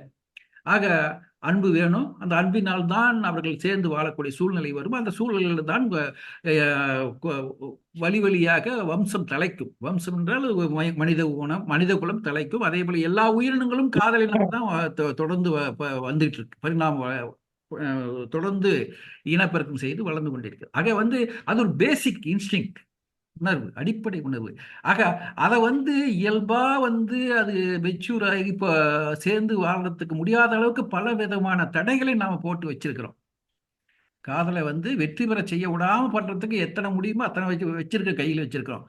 அதெல்லாம் இருக்கிறதுனால காதல் காதல் ஜெயிக்க முடியாதாக, வெற்றி பெற முடியாதாக, காதலை நினைச்சு பார்க்க முடியாதாக இருக்கிறது. ஆக காதல் தான் சிறந்தது, காதல் தான் மகிழ்ச்சி. அது நடந்தால் அப்படின்னு என்ன ஒரு கேள்விக்குறி போட்டுக்கலாம். அது நடக்கிறது பெரும்பாலும் இல்லாம இருக்கு. அதுக்கு காரணம் இந்த சமுதாயத்தில் நாம் பல்வேறு தடைகளை வைத்திருக்கிறோம். ஜாதி என்றும், மதம் என்றும், பணம் என்றும், அந்தஸ்து என்றும் என்று ஏதோ இப்போ நிறைய விஷயங்களை வைத்துக்கொண்டு அந்த காதலே நடக்காத மாதிரி, காதல் திருமணமே நடக்காத மாதிரி வைத்து கொண்டிருக்கிறோம். ஆக உண்மையான காதல் போராடி ஜெயிக்கணும். அந்த போராடி ஜெயிச்சா கஷ்டப்பட்டு வாழணும். அதே சமயத்துல ஏற்பாடு திருமணத்துல அந்த மாதிரி இல்லாம இருக்குது. ஆனா காதலிச்சு ஒருத்தர் திருமணம் பண்ணிட்டா சந்தோஷப்படுறாங்க பெற்றோர்கள் கூட. என் பையனுக்கு காதலை பண்ணிட்டான்ப்பா. ஏன் நீங்க பேசுறது கேட்கல, ஆடியோ இல்ல. அப்படியா? கேட்கலையா? யாருக்கா கேக்குதா கேட்கலையா? கேக்குதுங்க கேக்குதுங்கய்யா. கேக்குதுங்க நல்லா. கேக்குதுங்க. சரி, அது உங்களுடைய பிரச்சனையா கேக்குது இருக்கும்னு சொல்லுங்க. கேக்குதுங்கய்யா கேக்குது. சரி, நல்லது நல்லது நல்லது. ஆக வந்து இங்கதான் பேசணும், ஆடியோ இல்ல. அங்க அவர் பேச.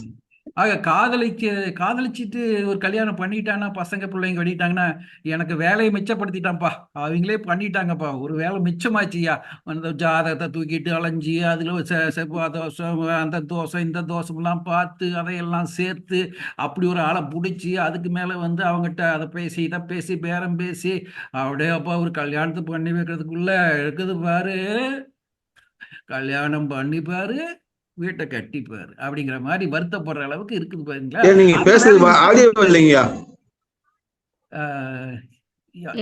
ஆடியோ இல்ல. உங்களுடைய இது போன்ல ஏதோ ப்ராப்ளம் நினைக்கிறேன். கேக்குது, மத்தவங்களுக்கெல்லாம் நல்லா கேக்குது. கேக்குது பாருங்க. நம்மளுக்கெல்லாம் சரியா கேக்குது. இருக்கு ஐயா, சரியா இருக்கு. உங்களுக்கு கொஞ்சம் பிரச்சனை இருக்க மாட்டேங்குது பாருங்க. சரி பண்ணுங்க. சரி சரியா இருக்கு ஐயா. சரி, சரி, நல்லது. நான் தொடர்றேன். ஏன்னா நேரம் ஆயிடுச்சு, 9 மணி ஆயிடுச்சு. ஆக வந்து அப்படி வந்து அந்த ஐயா ஐயா ஆடியோ இல்லைங்க.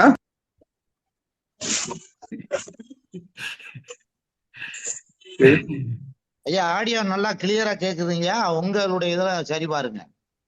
அவருக்கு நாம சொல்றது கேட்கலையே. அவரு பேசுறது நம்மளுக்கு கேக்குது ஐயா. செழியன் ஆமா, ஆமா. அன்மியூட் பண்ணுங்க ஐயா முதல்ல. பேசுறது கேக்குறாங்க போது நம்ம பேசுறதும் யாருக்கு ஆடியோ கேட்காது. கேட்கல? செழியனுக்கா? சரி ஆமா ஆமா, பண்றாங்க. செரியன் தான் சரி சொல்றாரு. பண்றாங்க. செழியன் உங்களுடைய முதல்ல அன்மியூட் பண்ணுங்க. மியூட்ல போட்டிருக்கீங்க. நாங்க பேசுறதை நீங்க கேளுங்க. சரி சொல்லுங்கய்யா. சரி, நல்லது. இப்ப கேக்குது இல்லையா? நல்லது. ஆக அவருக்கு வந்து காதல் வந்துடுச்சு.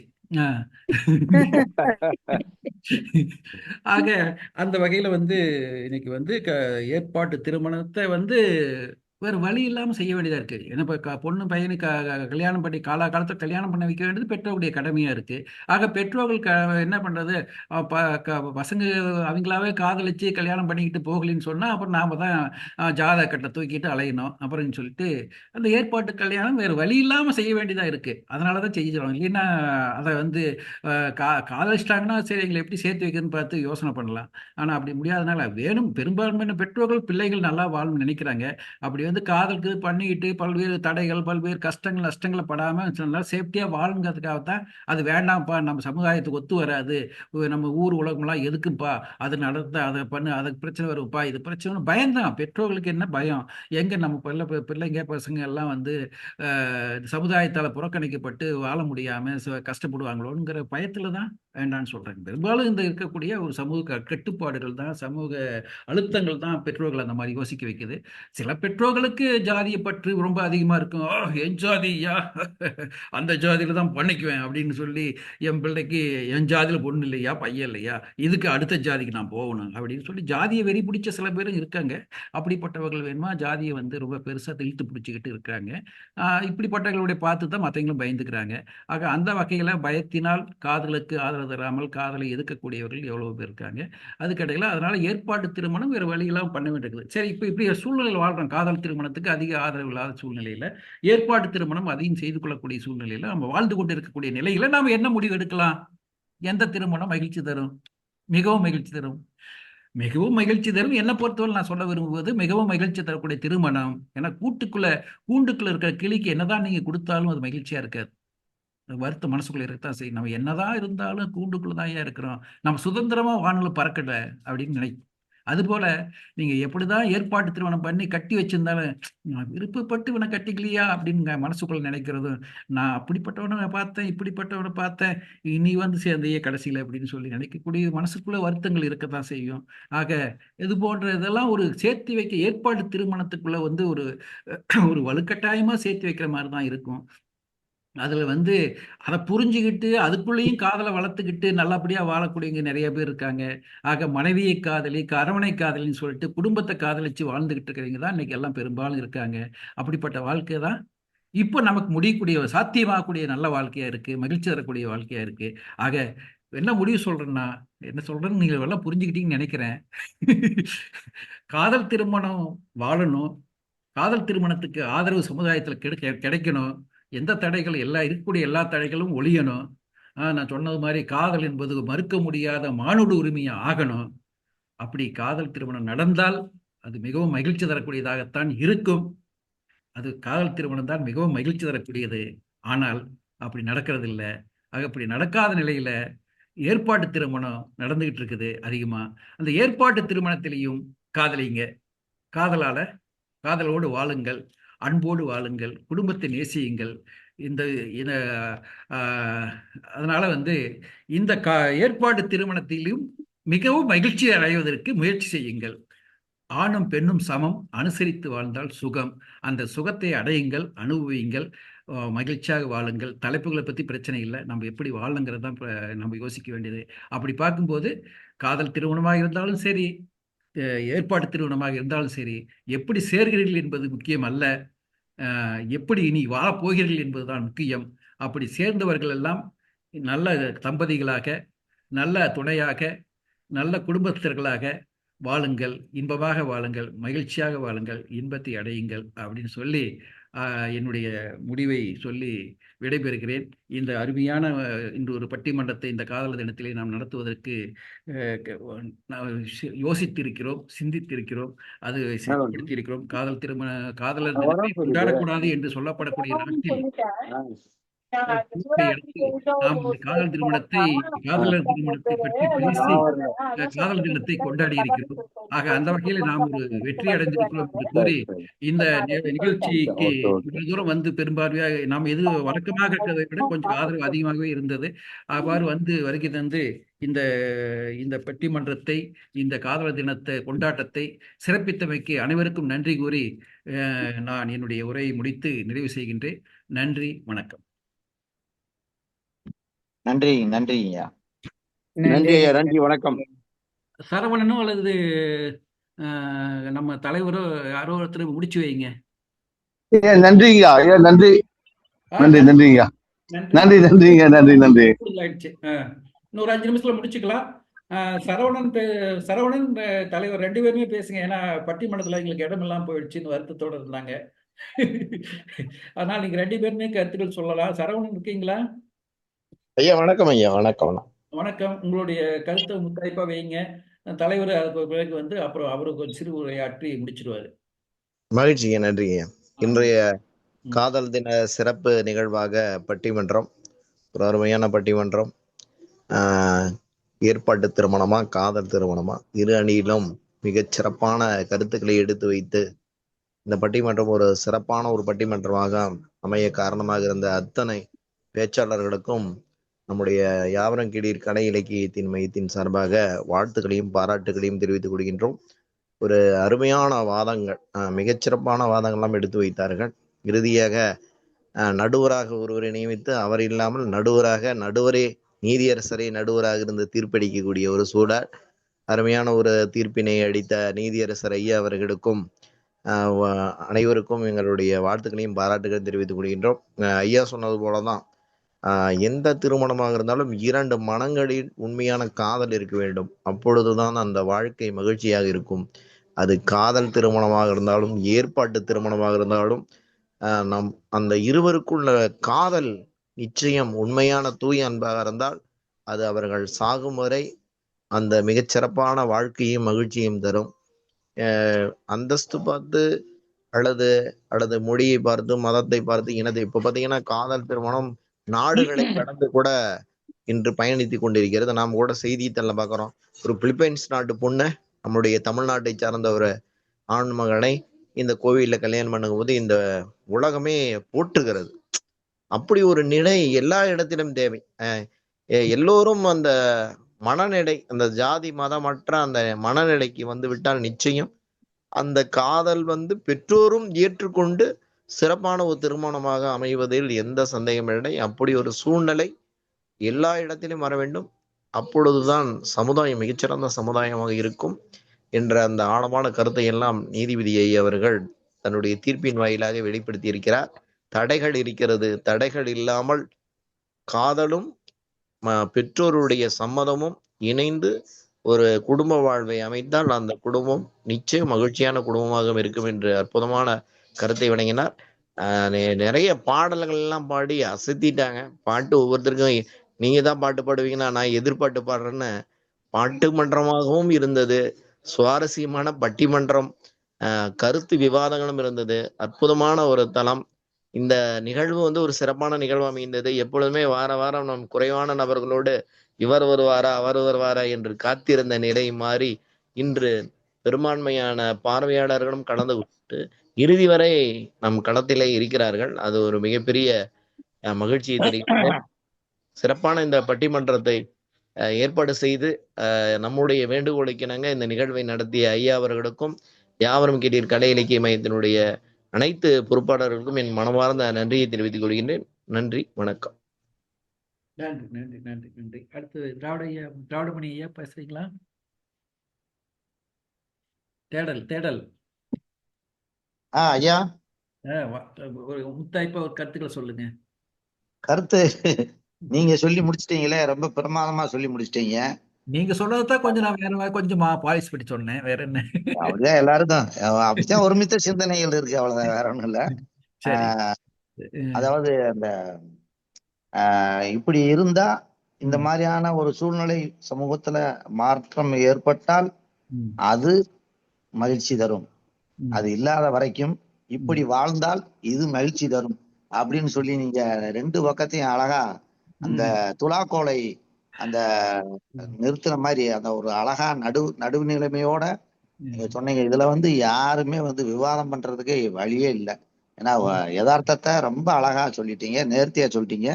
இந்த நிகழ்வு ரொம்ப சிறப்பா இருந்தது. கடைசி வரைக்கும் கேட்டுக்கிட்டே இருந்தேன். ரொம்ப மகிழ்ச்சி ஐயா. நன்றி. உங்கள் அனைவருக்கும் வாழ்த்துக்கள். நன்றி நன்றிங்க தலைவர். நன்றி நன்றி நன்றி குகன் ஐயா. ரொம்ப நன்றி ஐயா. ரொம்ப நாளைக்கு அப்புறம் ஒரு நல்ல மீட்டிங் நடந்தது. ராஜேந்திரன். ஆமா ஆமா, ராஜேந்திரன் தான். நல்லது நல்லது. நன்றி நன்றி ஐயா. நன்றி. நீங்க இருந்து கடைசி வரைக்கும் இருந்து பார்த்ததுக்கு. ஆமா, கடந்த 2-3 மாதம் கலந்துக்க முடியல சில காரணங்களால. இன்னைக்கு ஃபுல்லா இருந்தேன். ரொம்ப நன்றி. நல்லா இருந்தது, சிறப்பா இருந்தது.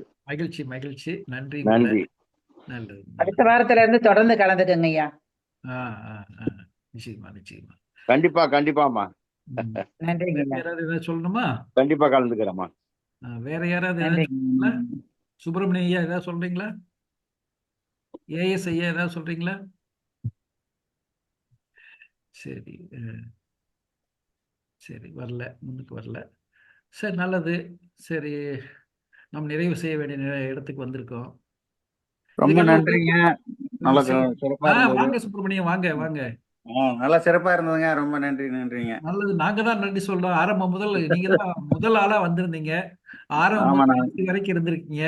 உங்களுக்கு நிச்சயமாக நெஞ்சம் நிறைந்த நன்றியை தெரிவித்துக் கொள்ள கடமைப்பட்டு இருக்கின்றோம். நன்றிங்க. நன்றி நன்றி நன்றி நன்றி. எப்பவும் தாமோதரன் ஐயா வருவாரு. அவருக்கு காணோம். போன வாரமும் இல்ல, இந்த வாரமும் இல்ல. சரி, யாரு? தாமோதரன் ஐயா. அவரைத்தான் தேடிக்கிட்டு இருக்கேன். ஒருத்தரை காணாம எப்படி? நல்லது நல்லது. இந்த நேரத்துல ஒரு தகவலை நான் உங்களுக்கு சொல்லிடுறேன். தகவல்னா என்ன? இப்ப நம்ம காதல் திருமணம் யார் பண்ணீங்க, ஏற்பாடு திருமணம் யார் பண்ணீங்கன்னு கேட்டோம். யாரும் எதுவும் சொல்லல. என்னுடையது நீங்களாம் சொன்ன மாதிரி காதலிச்சு ஏற்பாடு பண்ண திருமணம். நான் இந்த பக்கமும் நிக்கிறேன், அந்த பக்கம் நிக்கிறேன். அதனால காதல் திருமணத்துக்கும் நான் நிக்கிறேன், ஏற்பாடு திருமணத்துக்கு நிக்கிறேன். அதே போல என்னுடைய மகனுக்கும் காதல் திருமணம் தான். அது காதல் திருமணத்தை ஏற்பாடு பண்ண திருமணம். அதனால காதல் திருமணத்தை காதலை ஏற்று ஏற்பாடு செய்யக்கூடிய குடும்பமாகத்தான் நாங்க இருக்கிறோம். அது போல எல்லா குடும்பங்களும் வரணுங்கிறது தான் என்னுடைய ஆசை. நன்றி, வணக்கம். சிறப்புங்க, மகிழ்ச்சிங்க, வாழ்த்துக்கள் ஐயா. 2 நாளைய ரகசியம் இன்றுதான் வெளிப்பட்டிருக்கிறது. எனக்கு முன்னாடியே தெரியும். அப்படிங்களா? நல்லதுங்க ஐயா. வாழ்த்துக்கள் ஐயா. நன்றி நன்றி அம்மா நன்றி. எங்களுக்கு பையங்க வேலை கொஞ்சம் மிச்சம் பண்ணாங்க, அவ்வளவுதான்.